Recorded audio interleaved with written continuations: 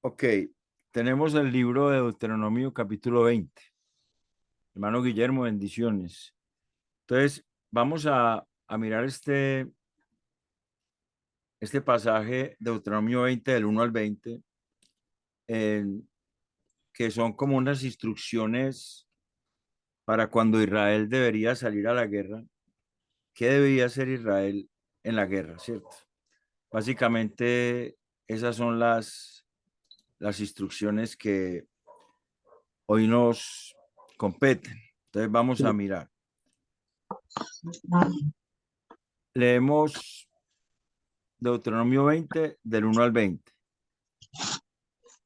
Cuando salgas a la guerra contra tus enemigos, si vieres caballos y carros y un pueblo más grande que tú, no tenga temor de ellos, porque Jehová tu Dios está contigo, el cual te sacó de tierra de Egipto.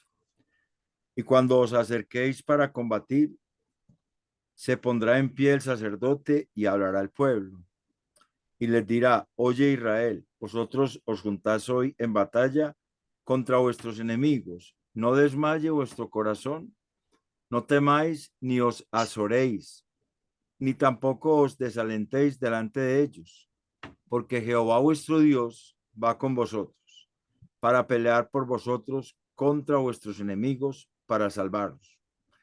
Y los oficiales hablarán al pueblo diciendo: ¿quién ha edificado casa nueva y no la ha estrenado? Vaya y vuélvase a su casa, no sea que muera en la batalla y algún otro la estrene.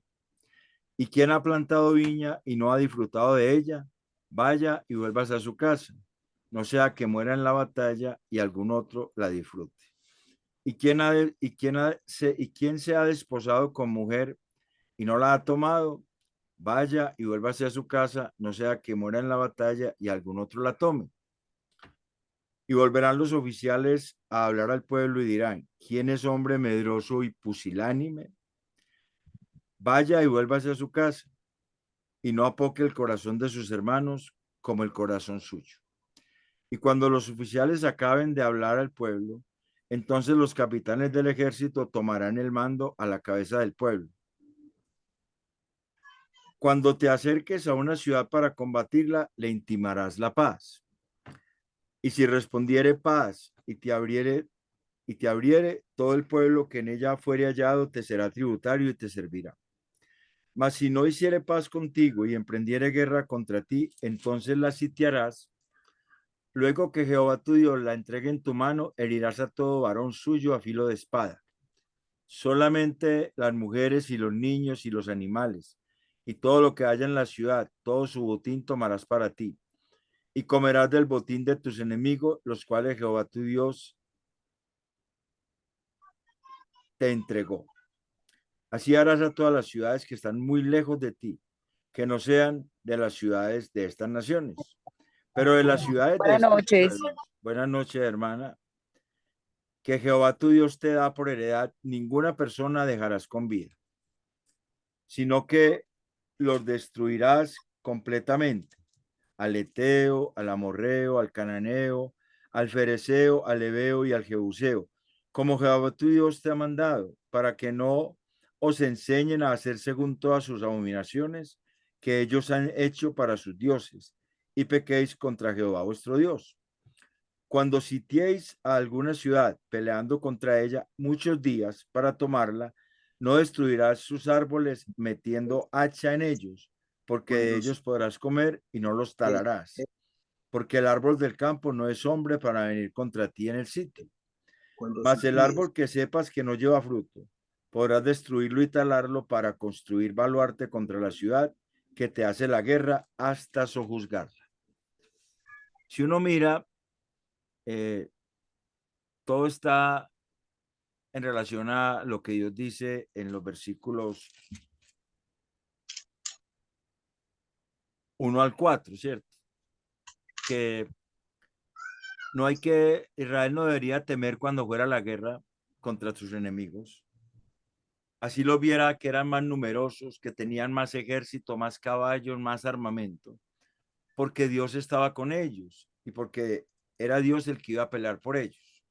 Esa es como la base de todo esto. y encontramos tres porciones. La primera tiene que ver con quiénes van a la guerra y quiénes no, entre el pueblo de Israel. Se habla de cuatro tipos de personas que no iban. Los recién casados que no hubieran tomado su mujer, o sea, los desposados que aún no hubieran tomado su mujer. Y ahora explicamos qué es eso de desposados. Los que habían plantado viña y aún no habían recogido la primera cosechita. Los que habían edificado una casa y todavía no la habían estrenado. Y un grupo muy especial eran los medrosos, los miedosos y los pusilánimes, o sea, los débiles. De doble Los ánimo. que, los débiles, no, pusilánimes son las personas que, que tienen como esa misericordia rara de que pobrecito, cómo lo vamos a hacer daño. Esos son los pusilánimes, personas débiles de carácter. Entonces, de esos cuatro grupos de personas, se deberían quedar para no ir a la guerra. Los tres primeros grupos era porque tenían que primero disfrutar ellos, en el caso de la casa que estaban construyendo, la viña que estaban plantando y la mujer que todavía no habían tomado, antes de que pronto en la guerra murieran y no pudieran disfrutar de eso. Pero el cuarto grupo, el de los medrosos y pusilánimes, era porque ellos iban a hacer que los otros también les diera miedo, que los otros también se desanimaran. Entonces, tenemos cuatro grupos de personas en una guerra que era la conquista de Canaán y tenemos que centrarnos allí. Estamos hablando de un texto que se da en un ámbito de conquista, una tierra que Dios le había prometido a Israel. Entonces, Dios dice quién van, quiénes no van y por qué, pero también dice cómo es que el pueblo va. El pueblo va confiado en que Dios pelea por él. Eso es básico para nosotros. Nosotros no tenemos que ir a conquistar la tierra para Dios.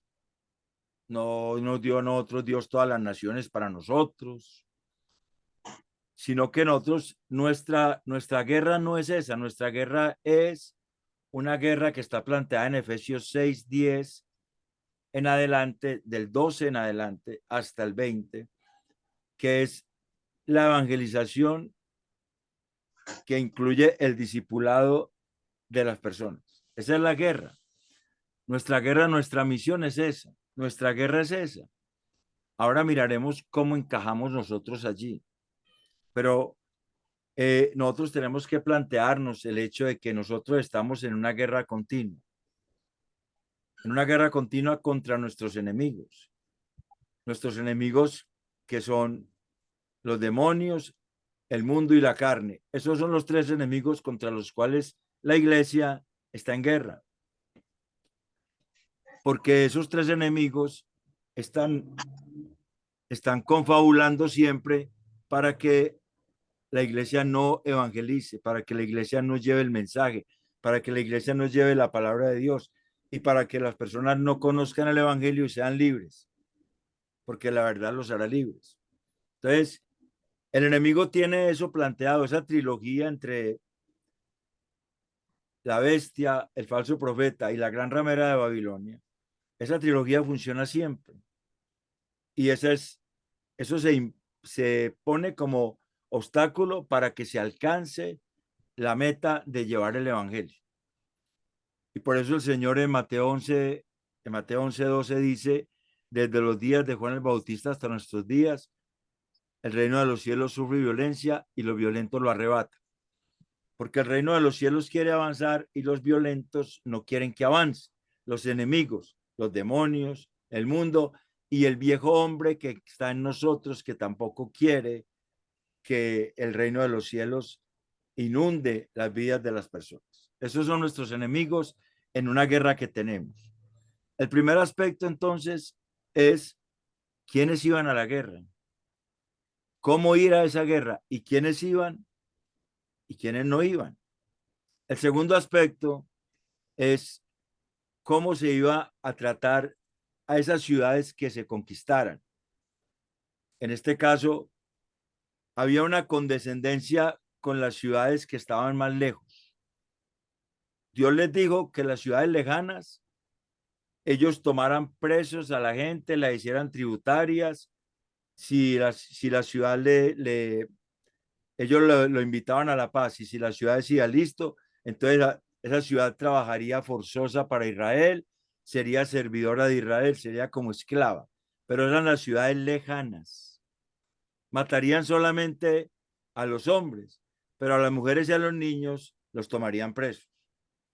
En cambio, las ciudades cercanas no.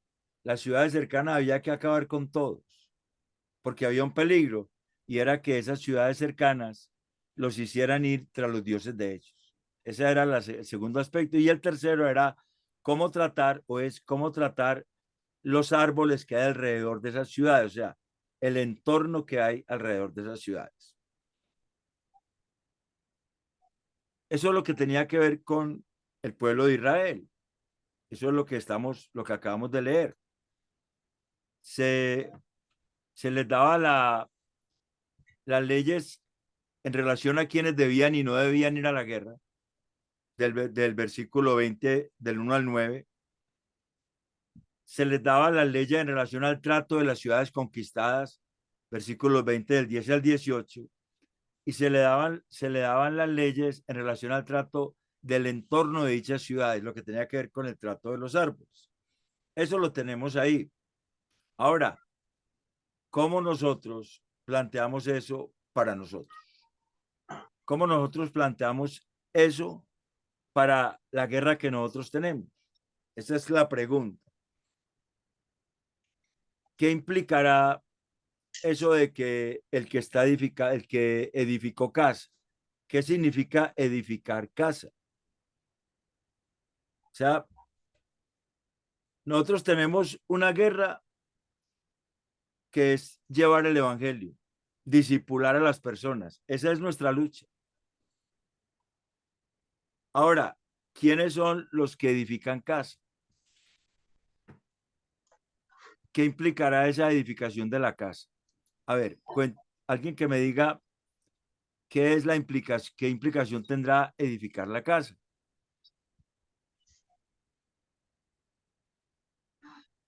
Cuando el Señor habla de edificar en Mateo 7, 23, 24, 21, 24, cuando habla de la casa que se edifica sobre la roca, está hablando de una vida que se afirma sobre la roca. Correcto, sí. Está hablando de nuestras vidas afirmándose sobre su palabra. Entonces, el que edifica casa es aquel que se afirma en la palabra de Dios. Entonces, en lugar de ir a la guerra, en lugar de estar batallando, en lugar de estar peleando, en lugar de estar atacando, él está esforzándose en caminar con el Señor, en hacer que su vida sea cada vez más firme en las cosas de Dios. Y eso verdaderamente es lo que va a llevar fruto en el evangelismo y en el discipulado. No el estar peleando contra los que se oponen, no el estar peleando contra los demonios. Esa es una manera de decir, mire, la guerra que usted tiene es afirmarse para poder llegar y llevar a cabo el propósito de Dios de evangelizar, de ir a todas las naciones y llevar el evangelio. Se necesita edificar la casa, se necesita sostener la vida en Cristo, mantenerse, afirmarse en Cristo. Eso es muy importante para poder llevar el evangelio. Si fuera una sola persona, si fuera una sola persona, pero resulta que es que la iglesia no es una persona. La iglesia es un conglomerado de personas que hemos creído en Jesucristo. Entonces, esa es la figura de planta viña. ¿Quién planta la viña? El que planta viña. ¿Qué significa la viña en el texto bíblico?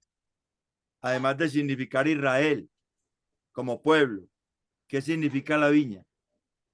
El que lleva la semilla y predica el evangelio, lleva la palabra. Pero la viña es un conjunto de árboles, de plantas, de viñedos. ¿Se acuerdan de que el Señor nos comparó a nosotros como con personas. con pámpanos, con ramas de árboles? Uh-huh. esa viña, ¿qué significará el que, el que edifica la viña o el que planta una viña? Si uno lee, por ejemplo, Lucas 20, del 9 al 18, ¿qué es la viña ahí? Lucas 20, del 9 al 18. Alguien que por favor lo pueda leer si quiere. ¿Qué es lo que significa viña ahí? ¿Lucas qué? Lucas 20, del 9 al 18. Lucas 20, dice la palabra del Señor. Comenzó luego a decir al pueblo esta parábola. Un hombre plantó una viña, la arrendó a labradores y se ausentó por mucho tiempo.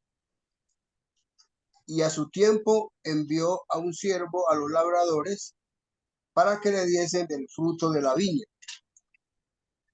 Pero los labradores le golpearon y le enviaron con las manos vacías. Volvió a enviar otro siervo, mas ellos a este también, golpeado y afrentado, le enviaron con las manos vacías. Volvió a enviar un tercer siervo, mas ellos también a este echaron fuera herido. Entonces el señor de la viña dijo, ¿qué haré? Enviaré a mi hijo amado. Quizá cuando le vean a él, le tendrán respeto. Mas los labradores, al verle, discutían entre sí diciendo, este es el heredero, venid, matémosle para que la heredad sea nuestra. Y le echaron fuera de la viña y le mataron. ¿Qué pues le hará el señor de la viña? 16 Hasta hasta el 16. 18. Bueno, vendrá y destruirá a estos labradores y dará su viña a otros. Cuando ellos oyeron esto, dijeron, Dios nos libre. Pero él, mirándolos, dijo, ¿qué pues es lo que está escrito? La piedra que desecharon los edificadores han venido a ser cabeza del ángulo. Todo el que cayere sobre aquella piedra será quebrantado, mas sobre quien ella cayere la desmenuzará. Entonces, ¿cuál es la viña ahí en esa parábola? ¿Qué es la viña? Israel. Claro. Pero es que En los el versículo sacerdotes 16, como Carlos, la clase, el la versículo 16 clase, dice, vendrá y destruirá a estos labradores y dará su viña a otros, o sea, que va a dar a Israel a otros. no, es No, como, son los principales sacerdotes que había, la clase que gobernaba a nivel político, ¿Qué fue lo que el religioso. Señor nos dio a nosotros?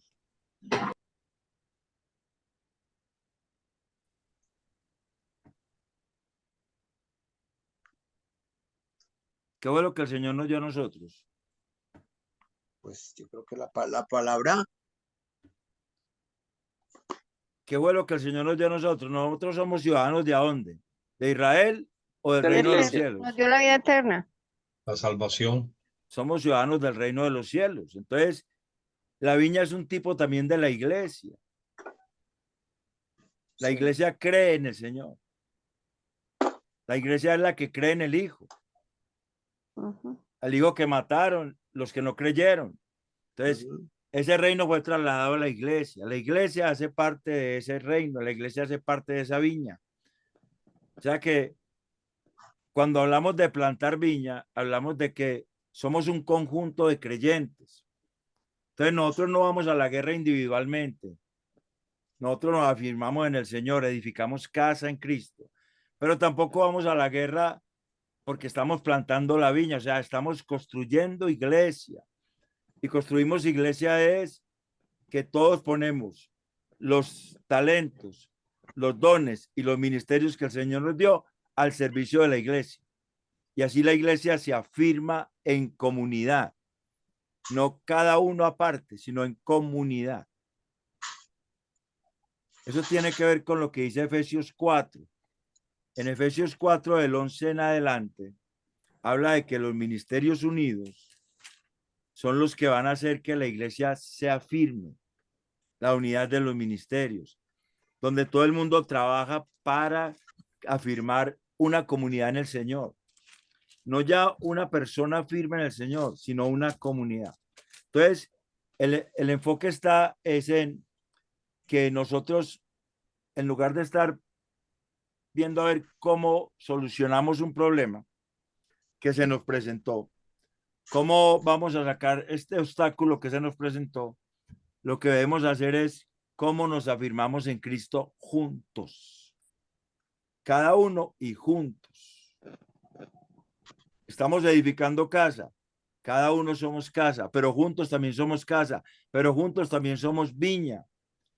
Y Efesios 4:11 dice, y él mismo constituyó a unos apóstoles, a otros profetas, a otros evangelistas, a otros pastores y maestros, a fin de perfeccionar a los santos para la obra del ministerio, para la edificación del cuerpo de Cristo, hasta que todos lleguemos a la unidad de la fe y del conocimiento del Hijo de Dios, a un varón perfecto a la medida de la estatura de la plenitud de Cristo, para que ya no seamos niños fluctuantes, llevados por doquiera de todo tiempo de doctrina, por estratagema de hombres que para engañar emplean con astucia las artimañas del error. Mire, en lugar de estar peleando contra el error, estamos edificando en la verdad, para que el error no engañe a la iglesia.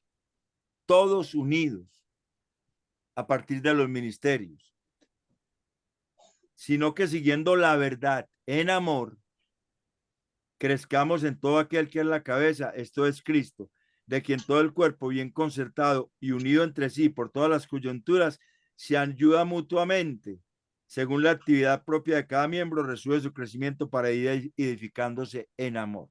Estamos hablando de edificarnos. La verdadera guerra espiritual es edificación. La verdadera guerra espiritual es afirmarse, es mantenerse, es crecer en el conocimiento y la gracia de Dios, de manera que no solamente sea una palabra que se sabe, sino que se vive. Ese es el asunto aquí. Así es que la guerra se gana, porque ya la ganamos. Cristo la ganó por nosotros. Es que nosotros no tenemos que ir a pelear esa guerra. Cristo ya venció. Él nos hizo más que vencedores. Y el asunto es que si nosotros somos más que vencedores, nosotros no somos vencedores, el vencedor es Él. Cuando Romanos 8:37 dice que en todas estas cosas somos más que vencedores, lo que está diciendo es que Cristo ganó la victoria y dijo, tómenla, ahí se las regalo, tomen la victoria, suya la victoria. Pero ¿cómo la mantiene? ¿Cómo mantenemos la victoria? Edificándonos como casa, cada uno, pero también como viña en general, todos unidos, afirmándonos en Cristo. ¿Por qué? Porque Pablo dice a los Corintios, segunda a los Corintios 11:2, que los desposó con un solo marido, con Cristo. Cuando habla del desposorio, que los desposados que no hubieran tomado su mujer, vuelvan, para no ser que llegue otro y otro la tome y entonces y él muera antes de poderla tomar. Porque nosotros estamos desposados, o sea, nosotros estamos comprometidos con Cristo. Esa es la figura del desposorio. En Israel se anunciaba el matrimonio mínimo con un año de anticipación. Ya María sabía que José iba a ser su esposo, José sabía que María iba a ser su esposa. Estaban desposados, pero no se habían casado. Cuando se casaron,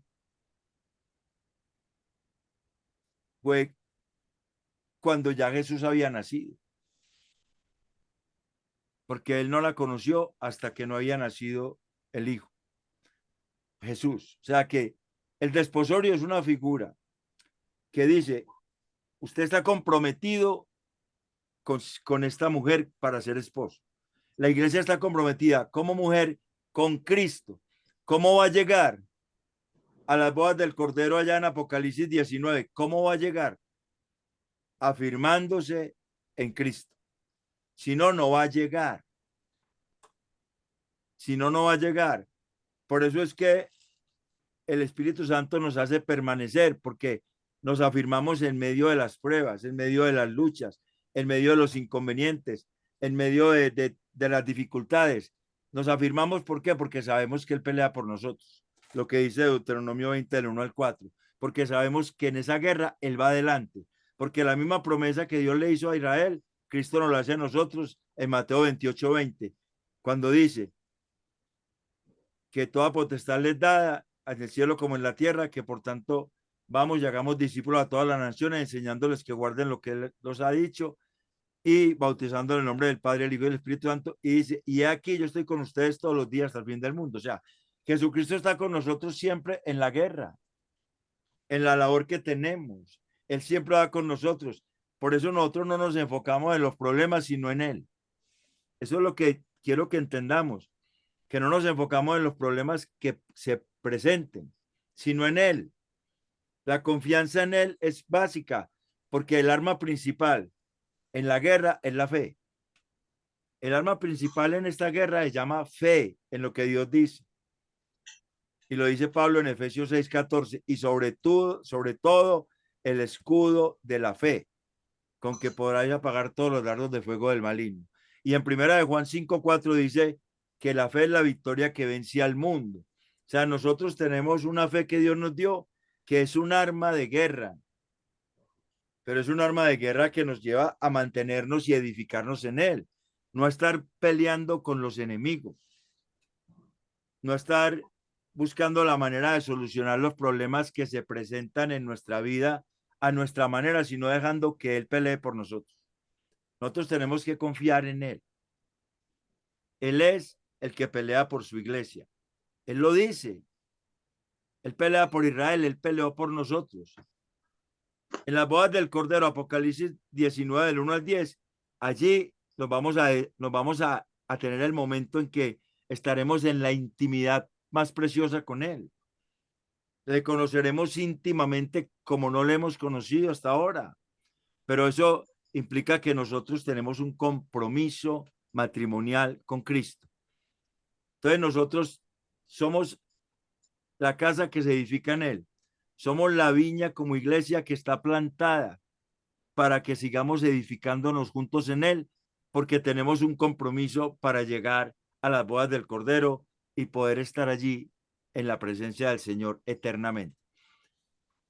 O sea que esos tres grupos de personas que no iban a la guerra, a nosotros nos caen de perla, porque nosotros no tenemos que ir a la guerra. Aunque tenemos una guerra, nosotros simplemente tenemos que mantener la victoria que Cristo nos dio. ¿Cómo la mantenemos? En Él. La mantenemos en Él. No la mantenemos fuera de Él, la mantenemos en Él.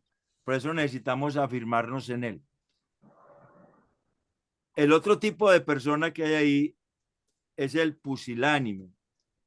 Es el que tiene un corazón que es débil, que es blando, que es delicado, que suaviza las cosas, que no se atreve a confrontar el pecado, que le da lo mismo 8 que 80, que no es capaz de decir, mire, las cosas están mal hechas, hagámoslas así, mire, lo que dice Dios es esto, sino que se acomoda a lo que dicen personas, aunque se da cuenta que no es lo que Dios dice, pero se acomoda.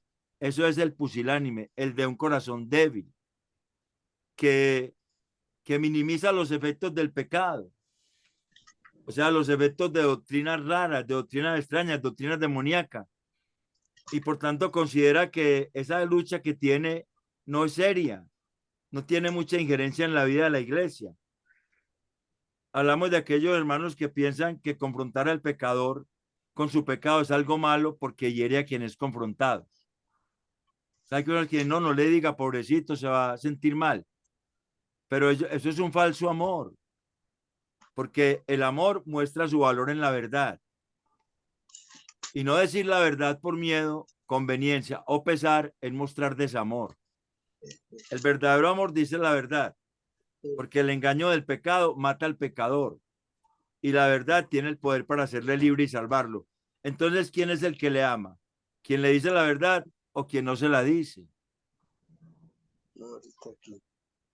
¿Quién es el que ama a un hermano que ve que va andando mal? El que le dice la verdad con amor y le dice, mira, Dios dice esto, esto, esto, o simplemente no se la dice porque dice, pobrecito, lo va a sentir mal, se va a poner peor. Si tiene ese segundo concepto, es pusilánime, es de débil corazón, es que no considera serio el hecho del pecado, de la distorsión de la palabra, le parece que no es importante. Pero si se la dice, verdaderamente está mostrando que lo ama, porque le va a hacer enderezar el camino. Si es que es una persona que ama a Dios, porque si una persona no ama a Dios, habla de su propio corazón, ¿cierto? Jesucristo dijo, el que quiera hacer la voluntad de Dios sabrá si yo hablo de mi propio corazón o si hablo de parte de Dios. Porque el que habla de su propio corazón es el que quiere ser reconocido. De lo suyo hablo. Según el texto en Juan 7, ¿cierto? Juan 7 es que el que dice que el que de su propio corazón habla, de su propia cuenta habla, es el que quiere como reconocimiento, que quiere su propia gloria. El que busca su propia gloria habla desde su propio corazón. Pero el que busca la gloria del que le envió, habla la verdad y no hay mentira en él. Entonces nosotros tenemos que tener en cuenta, ¿tenemos hermanos así en la iglesia? Los tenemos. ¿Los debemos dejar así? No, porque nosotros somos una comunidad, porque la iglesia es un colectivo. Y el asunto es que todos juntos sigamos adelante. Entonces hay que hablarles la verdad en amor, no dejarlos así, porque entonces van a rezagar a la iglesia en el alcanzar los propósitos de Dios. En esa guerra que tiene que es llevar el evangelio, esa lucha que tiene que es llevar la palabra de Dios, que es discipular, que es llevar la verdad para ser libres a tantas personas que están esclavas del pecado y que no tiene la injerencia, no tiene el poder porque no hay una unidad verdaderamente enfocada en eso, sino que son esfuerzos individuales. Entonces necesitamos es enfocarnos todos en esa guerra. Esa es nuestra guerra realmente. Esa es nuestra guerra. Nuestra guerra no es pelear con los demonios, nuestra guerra no es pelear con el mundo, nuestra guerra no es pelear con la carne. Nuestra guerra es afirmarnos en el Señor. Afirmarnos en el Señor. Si reconocemos que Él es el que pelea por nosotros, confiamos en Él plenamente. Si queremos hacer las cosas a nuestra manera, entonces estamos haciendo lo que los judíos hacían para alcanzar la ley. Dos maneras diferentes. Una solamente es efectiva, la gracia de Dios. Confiemos en la gracia del Señor y vamos a ver cómo Él se encarga de nuestros enemigos. Se encarga de que sigamos adelante, de que podamos llevar el evangelio, de que podamos discipular, de que podamos tener verdaderamente una enseñanza bíblicamente sana siempre dentro de las congregaciones, donde estemos, y que vamos a hablarle a las personas la palabra de Dios verdaderamente como es, sin quitarles cosas y ponerle cosas, sino como es, sin añadirle y sin quitarle. Porque el que le quite o le añada se hace acreedor a las plagas de este libro, dice el Apocalipsis, ¿cierto? Entonces nosotros necesitamos es hablar la palabra como es, tener ese discernimiento, decirla y hablarla. Esa es nuestra misión como iglesia, nuestra guerra realmente, nuestra labor, nuestra función. El apóstol Pablo le dice a los Efesios en el capítulo 6, cuando habla de la armadura de Dios, ¿qué dice el versículo de Efesios 6:20? ¿Qué dice ahí? Cuando termina de hablar de la armadura, ¿qué dice? Sobre todo el escudo de la fe. No, el versículo 6:20, cuando él termina de hablar de la armadura de Dios, 6:19 y 20. Y por mí, o sea, la oración, por mí, a fin de que al abrir mi boca me sea dada palabra para dar a conocer con denuedo el misterio del evangelio. O sea, toda esa guerra que hay ahí, todas esas armas son para que el evangelio pueda ser llevado y se pueda dar a conocer verdaderamente el misterio del evangelio, porque el evangelio es un misterio. El evangelio es un misterio que solamente puede ser revelado por Cristo a quien él quiera revelárselo, pero la iglesia está llamada a llevar esa revelación, a llevar esa palabra para que Dios toque vidas. Esa es nuestra misión, iglesia, como iglesia. Esa es nuestra misión. Y está en un contexto de la armadura de Dios, y está ese versículo ahí metido. ¿Por qué? Porque ese es el propósito. Pablo está encadenado, está preso, y está diciendo, para que yo aquí pueda, aquí preso, encadenado, yo aquí pueda hablar del evangelio, necesito que ustedes oren por mí, pero que su condición sea que estén cubiertos con esto, se pongan el escudo de la fe, se pongan la coraza de justicia, el yelmo de la salvación, el apresto del evangelio de la paz, la espada del espíritu. O sea, tomen esa armadura y oren para que yo pueda llevar el evangelio. O sea, es que si nosotros estamos revestidos de Cristo, nuestra labor va a ser una labor que va a ser fructífera. Si al evangelio no le mezclamos cosas. Estos días oía un video de Paul Washer y es un video largo, y él estaba diciendo que iba a hablar de cómo reformar una iglesia. Y cuando hablaba de reformar, dice, yo cuando hablo de reformar es hacer que una iglesia camine conforme a la palabra, y dice, y eso es de toda la vida, eso no termina, decía él, porque siempre va a haber cosas que acomodar a la palabra, y nosotros podemos decir que la Biblia es infalible, podemos decir que la Biblia es inspirada por Dios, podemos decir que es inerrante, y él mismo decía en ese video, pero eso no vale nada si nosotros no creemos que la Biblia es suficiente. Entonces, si nosotros le estamos mezclando a la Biblia otras doctrinas que vienen de otras ramas que no son la Biblia, estamos contaminando el mensaje del evangelio, y no es tan eficaz la labor. Deberíamos más centrarnos en que la Biblia hable siempre, que la Biblia hable siempre. Y esa es nuestra lucha. Ahora, algo queda que aclarar ahí.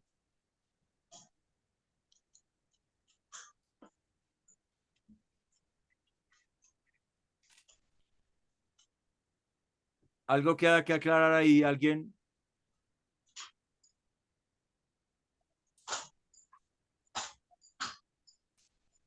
Mi hermano, hola. Sí, dime. Sí, entonces tú estás diciendo entonces que la guerra que habla ahí en Deuteronomio 20 se aplica para nosotros para afirmarnos, ¿cierto? Es una guerra pues, de afirmarnos, una guerra en la cual eh, eh, Sí, sigue por favor, hermano. la viña es un tipo de Israel, ¿cierto? Pero en este texto, en esta parábola, eh, tú la interpretas diferente, ¿cierto? Como, Es bueno, que no, no alcanzo, no en alcanzo a comprender bien, sí. la parábola de Lucas, él está hablando de que él envió unos obreros a la viña. Él le arrendó la viña a unas personas, Sí, ¿cierto? O sea, digamos a la clase dirigente de Israel, sí, ¿cierto? Pero cuando dice que le quita la viña y se la da a otros, entonces ah, ahí ya no podemos decir que le quitó a Israel y se lo dio a otros. O sea, sí, es como el Israel espiritual de que habla Pablo en Gálatas 6:18, el Israel de Dios, o sí, sea, el sí. reino de los cielos, la iglesia, el pueblo de Dios, que Israel es considerado pueblo de Dios, Ujú, pero la iglesia también. sí, Entonces ahí, por ejemplo, nosotros nos plantamos como iglesia en una viña. Somos una viña.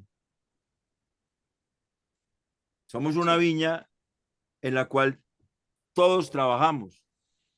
No puede haber un obrero que no trabaje en esa viña, porque a todos nos dio Dios talentos, nos dio ministerio, nos dio dones, nos dio también pertenencias, nos dio cosas que podemos poner al servicio de nuestros hermanos para que la viña sea edificada. Pero si nosotros, como individuos, como personas, como cada uno de nosotros, no se edifica en la palabra de Dios, será inútil que nosotros entonces pongamos esos talentos, esos dones, esos ministerios al servicio de la viña, porque nosotros no estamos realmente tomando en serio las cosas.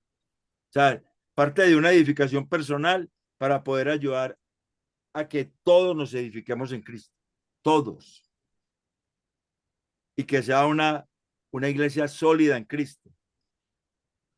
El problema, por ejemplo, de la edificación, y eso tiene un problema, es que hay iglesias que terminan amando el ministerio y dejando al Señor a un lado. O sea, terminan amando la obra, pero dejan de amar al Señor de la obra. Eso también es peligroso, ya que estamos en la pregunta tuya. La iglesia de Éfeso, por ejemplo, si usted mira la traducción que tiene de Apocalipsis 2, o si la pueden mirar en Gateway Bible, no la tengo aquí pues para mostrárselas, pero la que tiene la traducción en el lenguaje actual de ese versículo que dice, has dejado tu primer amor. Ahí en Apocalipsis 2, mensaje a Éfeso, versículo 4, pero tengo contra ti que has dejado tu primer amor. Ahí en 2:4, la traducción en el lenguaje actual traduce, pero ustedes me han dejado de amar y se han dejado de amar a usted entre ustedes mismos. Traduce ese versículo, Apocalipsis 2:4, la traducción en el lenguaje actual, porque es que el primer amor es el amor de Dios. Dejar el amor de Dios por el amor al ministerio corre el peligro de que Dios le quite el candelero, o sea, de que quite la iglesia. Recuerde que el candelero es la iglesia. Según Apocalipsis 1, según Apocalipsis 1:12 dice, no, 1:16 dice, 1:20, las 7 iglesias son los ángeles y los 7 candeleros que has visto son las 7 iglesias. Cuando él dice que va a quitar el candelero, versículo 5 de Apocalipsis 2, vendré pronto a ti, quitaré tu candelero, es que lo quitará como iglesia. ¿Por qué? Porque ama el ministerio, pero no ama a Dios. Porque dejó de lado la palabra, se puso sus propias convicciones y siguió trabajando en esa dirección en el nombre del Señor. Pero no ama a Dios, perdió el amor de Dios, porque dejó su palabra. Porque su palabra no fue lo primero en la vida de esa iglesia. Y como dejó de amar a Dios, dejó de amarse, entre ellos se dejaron de amar. Porque si uno no ama a Dios, no puede amar al hermano. Y si no ama a Dios y al hermano, no puede amar al enemigo. Es imposible. Por eso yo, cuando veo una persona que está lejos de la palabra, que tiene otros principios, otros conceptos, dice que ama mucho a los pobres, no le creo. Lo que busca es fama y reconocimiento, porque no ama a Dios.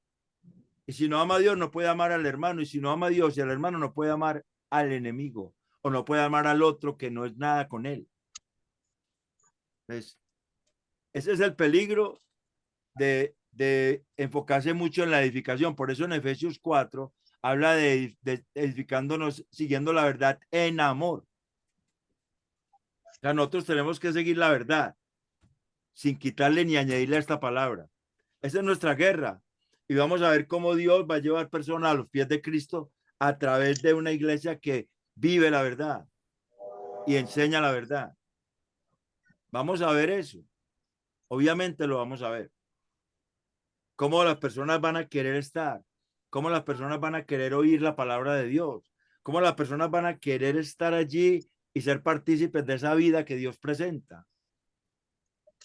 Pero nosotros necesitamos entender que esa es nuestra guerra. Nuestra guerra no es estar solucionando problemas. Nuestra guerra es estar confiando en el Señor. Es difícil confiar en el Señor. Por eso la fe es un don de Dios, porque es que es difícil confiar en el Señor. En las situaciones más adversas de la vida, los discípulos que estuvieron con él todo el tiempo, cuando él murió, todos ellos se fueron deprimidos a pesar de que él les había dicho que iba a resucitar. Todos ellos se alejaron y todos ellos se pusieron tristes. Ninguno se puso gozoso sabiendo que él iba a resucitar. Y cuando vino Magdalena y les dijo, no le creyeron. Que es difícil vivir por fe. Vivir por fe es confiar en el Señor. Es confiar en lo que Dios dice. Dejar que Él haga. Eso es lo que Israel tenía que ir a la guerra porque ellos tenían que conquistar la tierra de Canaán. Nosotros no tenemos que conquistar la tierra de Canaán, pero estamos en una guerra que es llevar el evangelio, y hay fuerzas demoníacas y fuerzas mundanas y nuestra propia carne que se oponen a que eso sea real, a que eso sea efectivo. Y nosotros necesitamos confiar en el Señor para que esas fuerzas que se oponen, Él las vaya destruyendo, las vaya quitando y vaya haciendo que el evangelismo sea eficaz. El evangelismo y el discipulado. Usted, hermano Carlos, sabe que en la iglesia de Prado Centro hay un programa de evangelismo que salen a evangelizar los miércoles y los sábados, ¿sí o no? Usted mismo iba Sí, en ciertas ocasiones. Y sí, usted claro. sabe que se lleva gente a la iglesia, van ese miércoles y no vuelven. Sí. Algo pasa ahí, porque no es por el evangelismo que la gente está yendo allá. Hay otras estrategias de evangelismo, los grupos familiares, Shalom la está implementando y eso es bueno, pero que se hable la palabra, que se hable desde la palabra y que se hable la palabra, no que se use la palabra para acomodar pensamientos de otra línea, porque se puede hacer eso también. Entonces, ahí es donde está el peligro, porque eso es lo que le pasa cuando se ama más el ministerio que a Dios, lo que le pasó a la iglesia de Éfeso. Dejó la palabra y Dios le dice, si no te arrepientes de haber dejado mi amor, que es el primer amor, porque Él nos amó primero, en las mismas palabras del autor del mismo libro de Apocalipsis, en primera de Juan 4:19 dice que nosotros le amamos a Él porque Él nos amó primero. O sea, el primer amor, dejarlo a Él por un ministerio, por unas acciones, por un obrar, no es sano. No es sano. Porque si Él no está, ¿para qué? Si Él no es tenido en cuenta como el Señor que debe ser el que va adelante, si Él no es tenido en cuenta, entonces ¿para qué? ¿Para qué las cosas? Moisés lo dijo, si no vas con nosotros, mejor nos quedamos aquí. Así le dijo Moisés allá en Éxodo 33. Si no vas con nosotros, no nos lleves a ningún lado. Y el apóstol Pablo dice que si nosotros no tenemos amor, nada somos.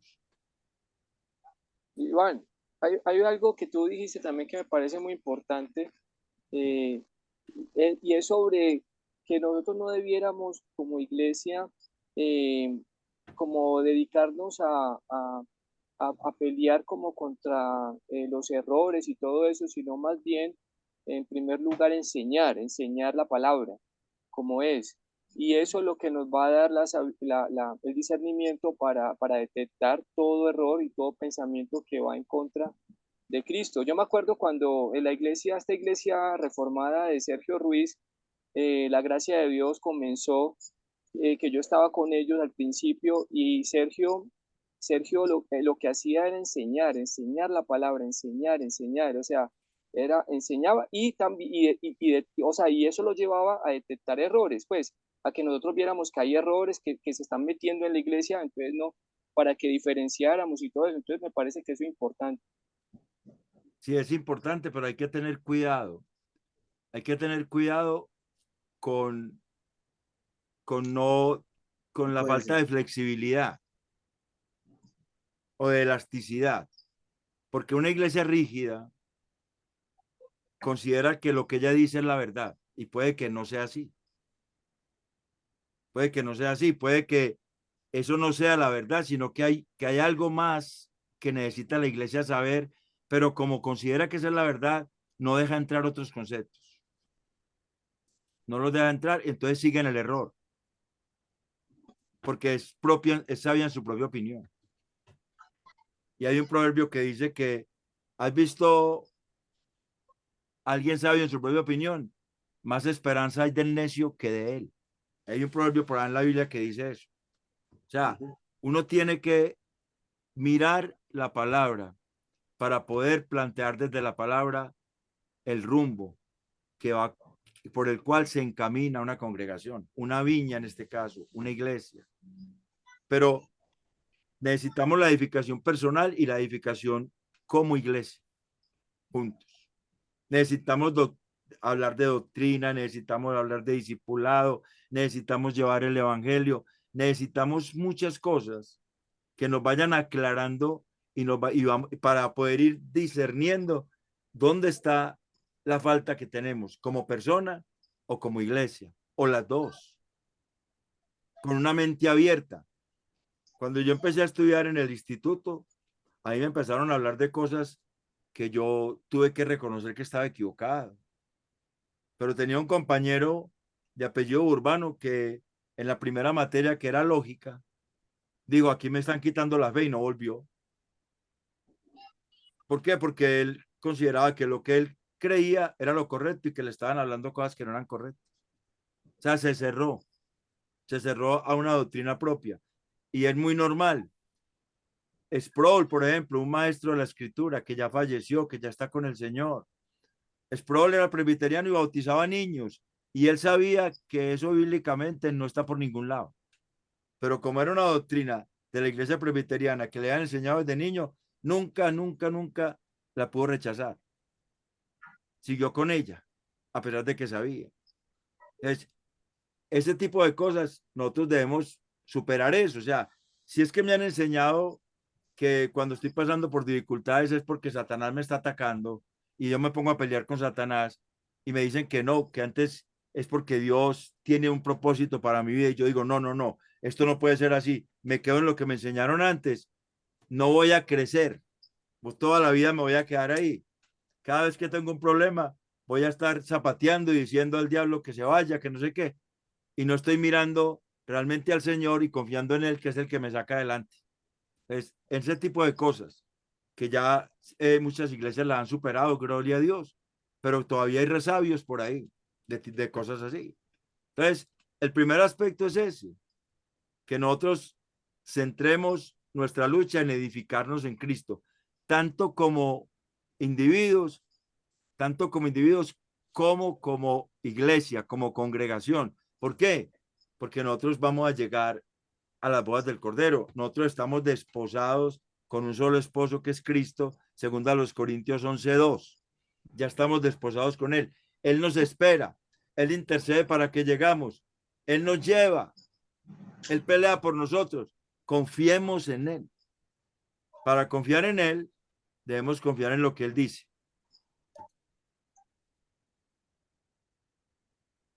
Ese es el primer aspecto. Ahí incluso en el archivo que les mando yo, hay unos versículos traducidos desde la Septuaginta en griego. Está todo el versículo para mostrar las palabras que ahí dice, relacionarla con la que dice en el otro lado. Y hay muchos textos, hay mucho estudio de textos que me parece que eso nos puede servir a nosotros para poder entender mejor este tema. El segundo aspecto es consideraciones en relación a quienes alcanzamos en esta guerra. O sea, mire que del versículo 10 al 18 se habla de unas ciudades que están lejanas y unas ciudades que están cercanas. O sea, ¿a quienes alcanzamos? Nuestra primera alternativa es invitar a la paz con Dios en Cristo a todos. Intimarlos a la paz quiere decir invitarlos a la paz. ¿Qué dice el versículo de Deuteronomio 20:10? Cuando te acerques a una ciudad para combatirla, le intimarás a la paz. O sea, le invitarás a la paz, le propondrás paz, le mostrarás la paz de Cristo, le mostrarás que Cristo es el único que le puede poner la paz con Dios a las personas que vamos a evangelizar. Si los invitados acceden, entonces los acompañamos en un discipulado hasta llevarlos a que sean tributarios y servidores del Señor. La palabra tributario ahí es una palabra que dice trabajo forzados, aquí en Deuteronomio 10:11. Trabajo forzado, incluso algunas Biblias traducen así. Pero nosotros estamos hablando de de llevarlos a que rindan tributo a Cristo y a que sirvan a Cristo. Debemos llevarlos a eso. No solamente dejarlos con que Cristo nos puso a paz con Dios, sino llevarlos en un discipulado a que ellos entiendan que son esclavos de Cristo, A que sus glorificar vidas a son Cristo. para Cristo. ¿Aló? A glorificar a Cristo. Exacto, que sus vidas son para Cristo, que esa es la razón de vivir. Es que no hay otra razón de vivir, sino Cristo. Pero si no acceden, entonces insistimos en esta invitación por diversos medios. O sea, insistimos y agotamos todas nuestras fuerzas hasta conseguir el propósito. Pero les dejamos claro que rechazar el evangelio es sentencia de muerte eterna. Cuando usted evangeliza a una persona, usted le dice lo que Juan 3:18 al 20 dice. Nosotros le decimos Juan 3:16 y 17, pero el 18 y 20, del 18 al 20 no les decimos.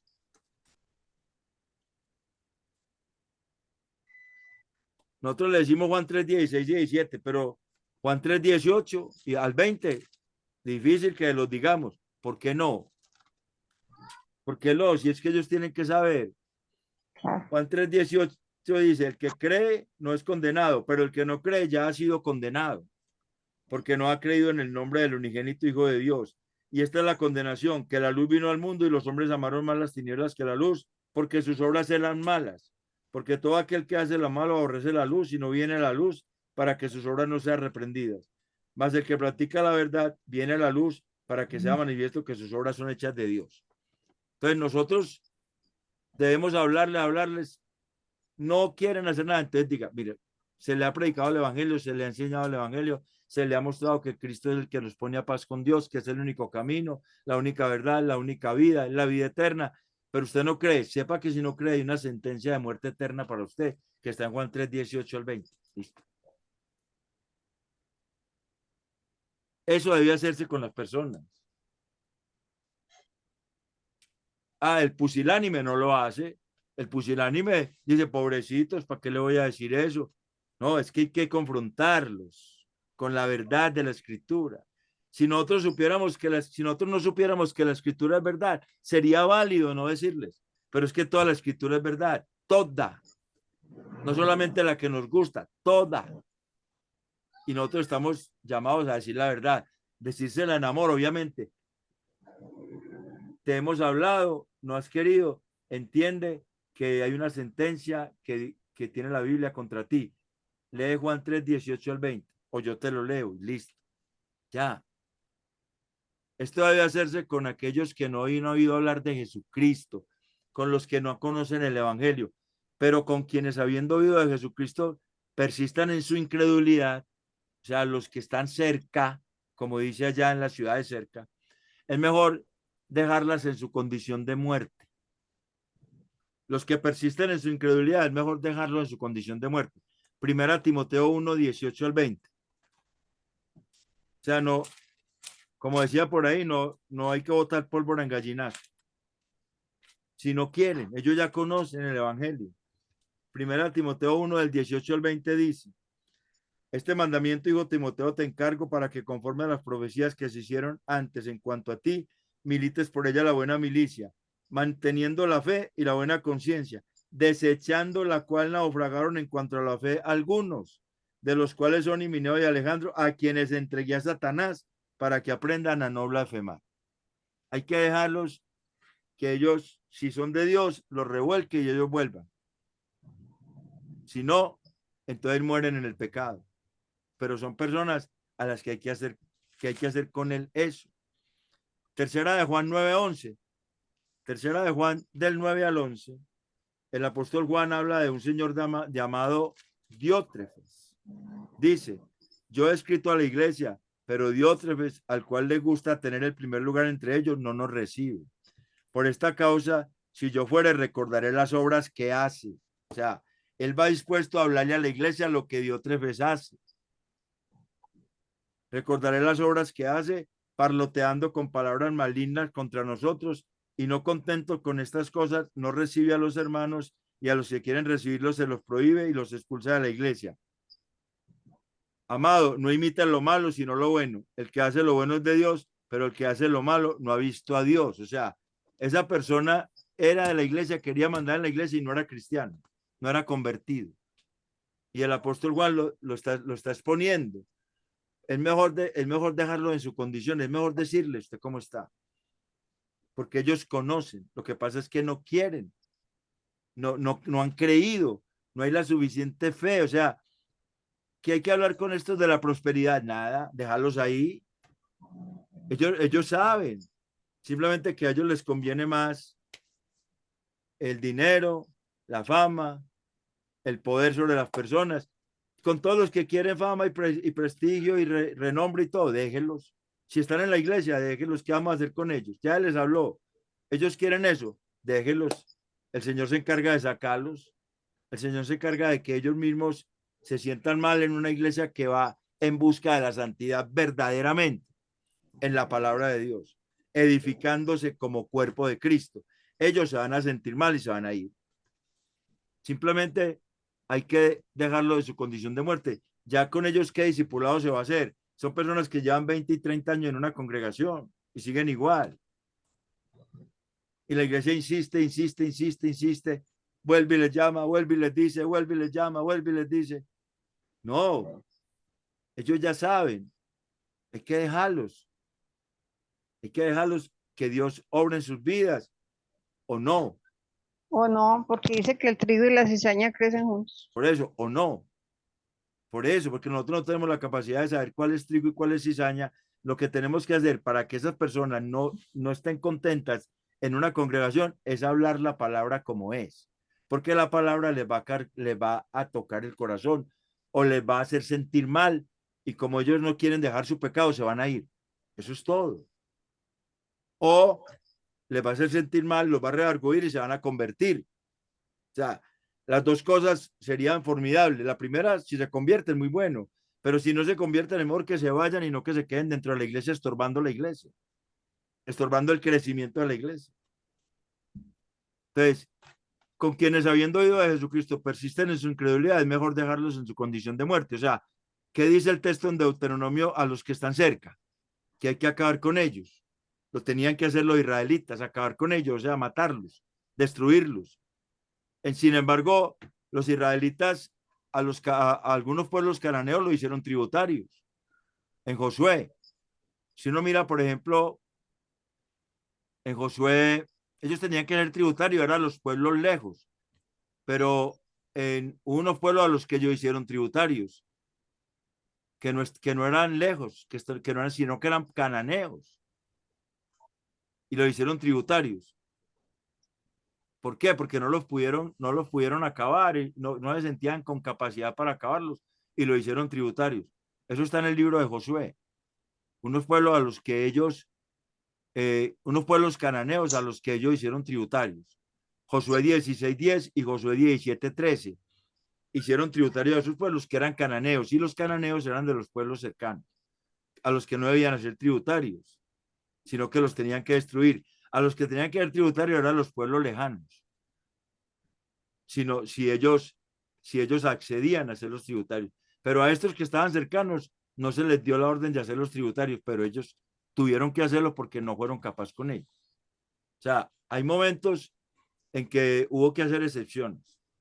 Y una de esas, por ejemplo, Josué 16:10. Podemos leer allí en Josué 16:10. Dice. Él hizo tributario. Josué 16:10 y son pueblos cananeos, dice, pero no arrojaron al cananeo que habitaba en Geser. Antes quedó el cananeo en medio de Efraín hasta hoy y fue tributario. 17:13. Y dice un pero, y ahí hay otro pero, cuando los hijos de Israel fueron lo suficientemente fuertes, hicieron tributario al cananeo, mas no lo arrojaron. O sea, siempre está hablando de que no cumplieron estrictamente con lo que decía este Deuteronomio 20:11.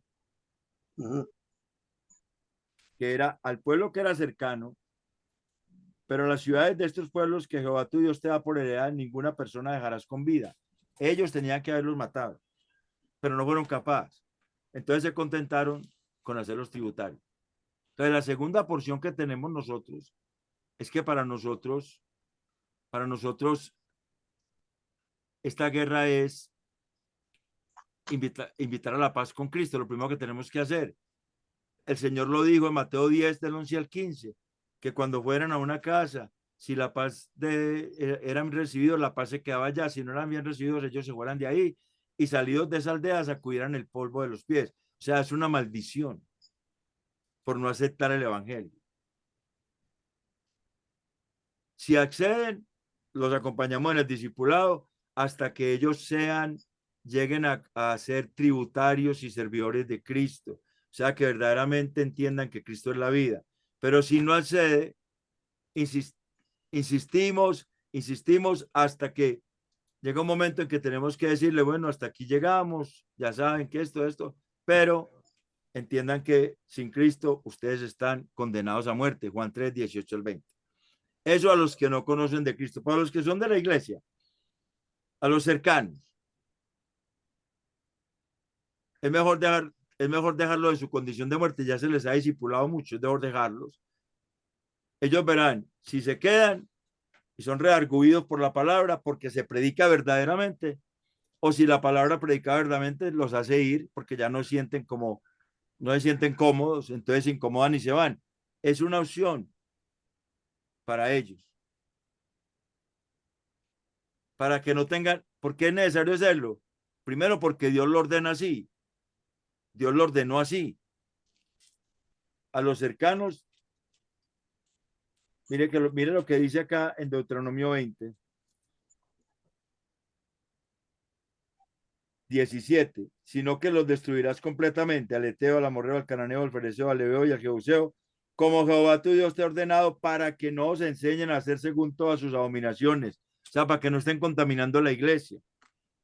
Segunda de Juan 7, del 7 al 11. ¿Qué dice la segunda carta de Juan del 7 al 11? O sea, como es un solo capítulo, no se dice capítulo tal, sino versículo. Segunda de Juan, del 7 al 11. Dice, porque muchos engañadores han salido por el mundo que no confiesan que Jesucristo ha venido en carne. Quien esto hace es el engañador y el anticristo. Mirad por vosotros mismos para que no perdáis el fruto de vuestro trabajo, sino que recibáis galardón completo. Cualquiera que se extravía y no persevera en la doctrina de Cristo no tiene a Dios. El que persevera en la doctrina de Cristo, ese sí tiene al Padre y al Hijo. Si alguno viene a vosotros y no trae esta doctrina, no lo recibáis en casa ni le digáis bienvenido, porque el que le dice bienvenido participa en sus malas obras. O sea, eso hay que hacerlo. Hay que dejarlos, pero hay que enseñar en la iglesia verdaderamente la palabra como es, porque esa palabra les va a mortificar o les va a hacer redarguir y entonces se convierten, o les mortifica y se van. Y si se convierten en una bendición, son de bendición para la iglesia. Y si se van, dejan de ser estorbo para los que quieren, porque hay muchos que estorban, no trabajan en pos de la iglesia, sino que estorban el trabajo de la iglesia. En todas las iglesias, no estoy hablando de una sola. Y las consideraciones en relación a los árboles que hay alrededor de las ciudades. Entonces, como estamos hablando del evangelismo, estamos hablando de oyentes espontáneos. Esos serían como esa especie de árboles. Recuerde que el Señor nos comparó con árboles.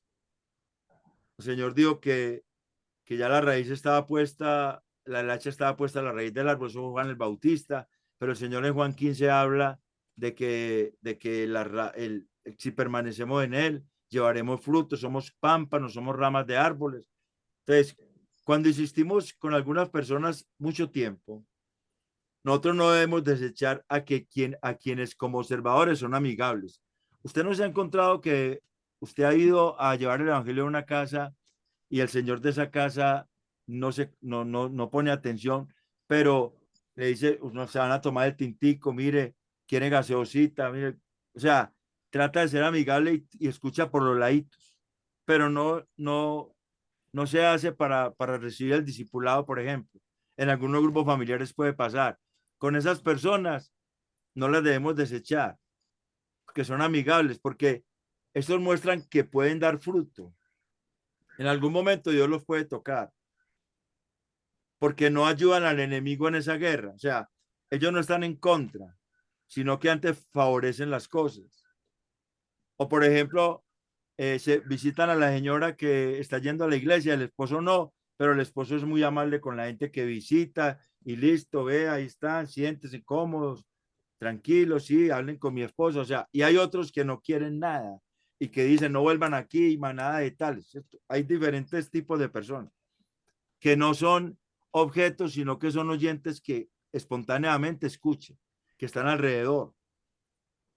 Entonces, cuando insistimos con algunas personas por largo tiempo, no debemos desechar a quienes como observadores son amigables. Claro, son amigables, no están oponiéndose, porque muestran que pueden dar fruto. Isaías 42 del 1 al 4 nos muestra algo del carácter de Dios que de pronto hay veces se nos olvida. Isaías 42 del 1 al 4 dice: He aquí mi siervo, yo le sostendré, mi escogido, en quien mi alma tiene contentamiento. He puesto sobre él mi espíritu, él traerá justicia a las naciones. No gritará, ni alzará su voz, ni la hará oír en las calles. No quebrará la caña cascada. No apagará el pabilo que me vare. Por medio de la verdad traerá justicia.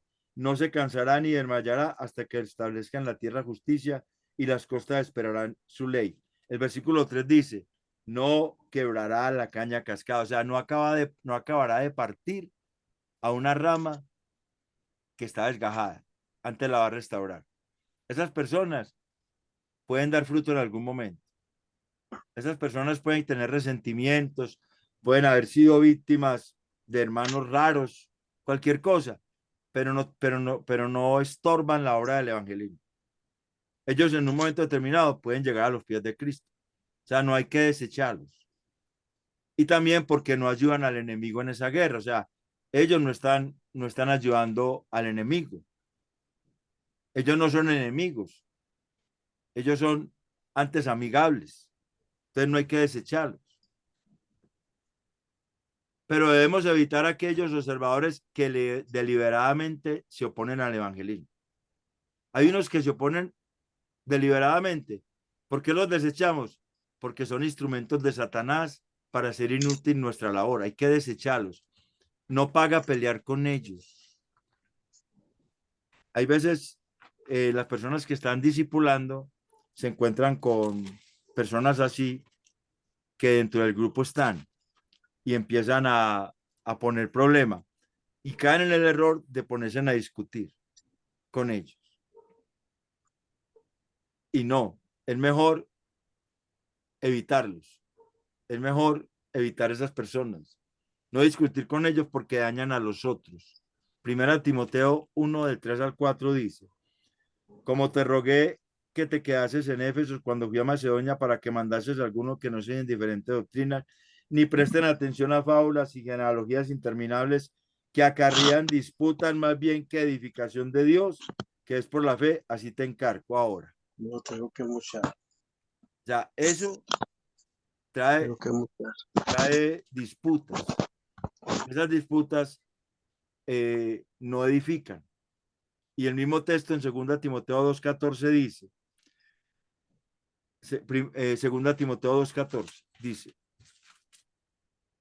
recuérdales esto, exhortándole delante del Señor a que no contiendan sobre palabras, lo cual para nada aprovecha, sino que es para perdición de los oyentes. Entonces, simplemente a esas personas evitarlas y más bien hablar con las personas que esas personas son enemigos del evangelio.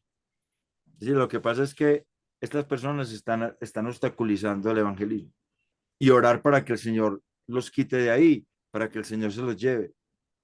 Pero no, cuando vaya a un grupo familiar y haya personas de esas, es mejor que no me ponga a discutir, porque entonces no hay edificación, sino que hay una polémica. Resulta un Jesús solo por allá, resulta un testigo de Jehová, resulta un adventista, resulta un mormón, alguien con su doctrina, y entonces confunde a todos los demás. Entonces, esas personas es mejor evitarlas deliberadamente evitarlas, porque son instrumentos de Satanás para hacer inútil la labor. Y debemos exponerlo ante la comunidad como enemigos del evangelio. Debemos decir, mire, estas personas tienen unas ideas que no están bíblicas, y mostrar por qué, hasta que la comunidad se rinda a Cristo. O sea, hasta que la palabra sojuzgar que aparece ahí en Deuteronomio 20 dice hasta sojuzgarla. Esa palabra sojuzgar es una palabra interesante, es una palabra que significa llevar, conducir, echar, entrar, levantar, meter, descender hacia una frontera, caer, llevar abajo, conducir, o sea, rendir. Incluso la palabra, la Septuaginta la traduce como para didomi, que es rendirse, ceder, o sea, hasta que esas personas se rindan a Cristo.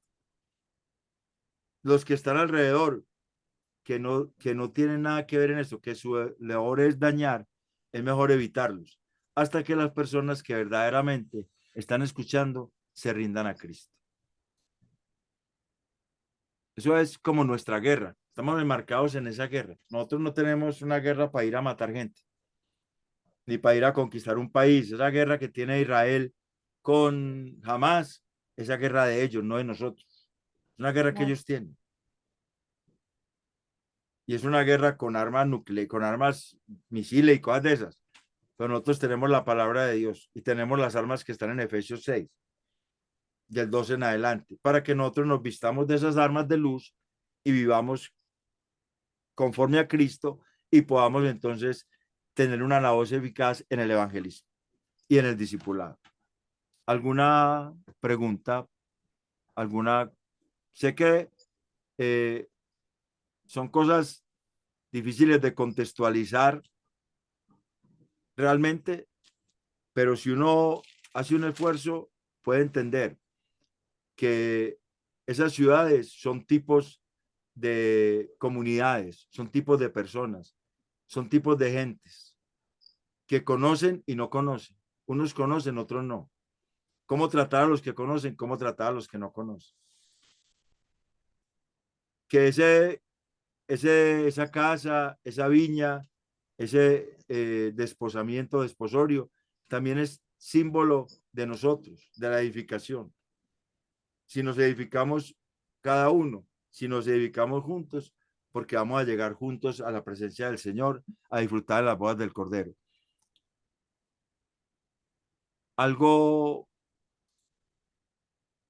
para concluir, alguien que diga algo, o si no, pues oramos. Alguien que nos despida No. entonces en oración, si es tan amable,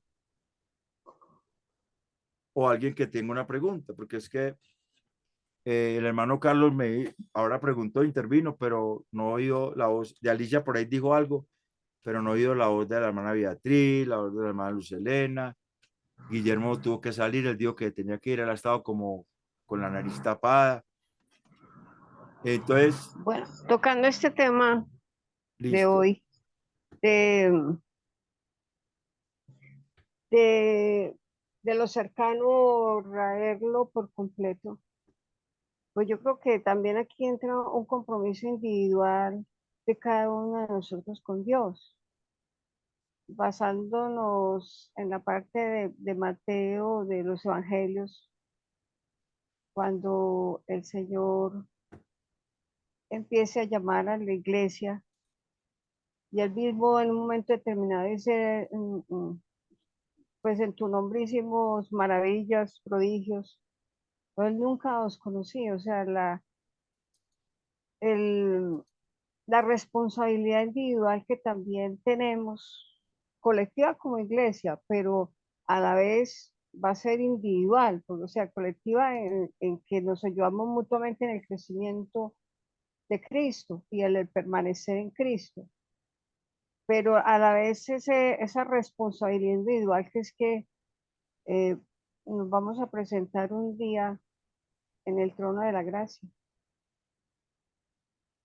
Ante el tribunal de Cristo, claro, todos nos Ante el tenemos que tribunal. presentar ante el tribunal de Cristo. Esa importancia que cada vez más le debemos de tener delante del Señor en ser más sensibles a la dirección de Dios en su palabra, buscando esa verdad y esa santidad de Dios. Sí, yo les invito a que lean el archivo que les mando, lo lean con calma. Ahí hay unos términos, hay unas traducciones de la Septuaginta, de otras versiones de la Biblia. Y miren bien, porque es que verdaderamente la edificación personal es muy importante. Pero la edificación personal es igual de importante a la edificación de todos juntos, porque es que somos un cuerpo, la iglesia es un cuerpo. Entonces, primero que cada uno sea responsable por su propia edificación, obviamente. Su responsabilidad, la responsabilidad de nosotros para con Dios está en que nosotros somos responsables ante su palabra porque Él ya nos entregó el tesoro.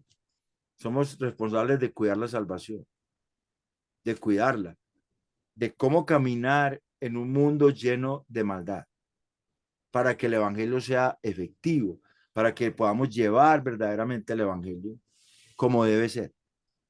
Nuestra responsabilidad de vivir una vida cristocéntrica, pero también la responsabilidad de arrastrar al otro, de ir por el otro que está quedado, de llevarle el mensaje también a aquel que no ha tenido la oportunidad dentro de la congregación, para que ese no se quede atrás, porque él quiere, pero no ha tenido la oportunidad de escuchar cosas y es bueno que él también se afiance en Cristo, de ir como emparejando la iglesia en el sentido de que la iglesia sea firme en sí misma, no que haya un liderazgo firme, otra parte de la iglesia chueca, otra por ahí que está tambaleando, otra por ahí que no se sabe, sino que todos vamos en el mismo sentido.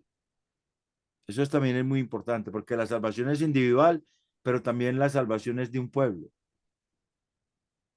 También tiene una connotación colectiva. El Señor vino a salvar fue su iglesia, no a salvar una persona, su iglesia, no a salvar dos personas, su iglesia. Y esa salvación no es que se pierda por falta de conocimiento, pero la falta de conocimiento puede extraviarnos en el camino. Puede extraviarnos en el camino, perder mucho tiempo, volver después y decir, ay, si yo estaba equivocado. Pero si nosotros le mostramos a la persona que está equivocada, en el momento en que está equivocada, no lo dejamos seguir y la persona verdaderamente quiere agradar a Dios, porque si no quiere agradar a Dios, es bobada. Si quiere agradarse a sí mismo, va a ser bobada. Si quiere que reconocimiento, fama y poder sobre la gente, va a ser bobada. Pero si quiere humillarse delante de Dios, va a reconocer. Porque el texto que yo le decía ahora es, el que quiera hacer la voluntad de Dios, sabrá si yo hablo por mi propia cuenta o si la doctrina es de Dios. El que habla por su propia cuenta, su propia gloria busca. Pero el que habla lo que Dios le envió, el que Dios envió, habla lo que es verdadero y no hay en él mentira. O sea, el que habla por su propia cuenta, su propia gloria busca. Cuando yo oigo hablar personas, unas cosas raras que no son, que no corresponden a la realidad ni a la escritura, yo digo, este quiere es buscar gloria.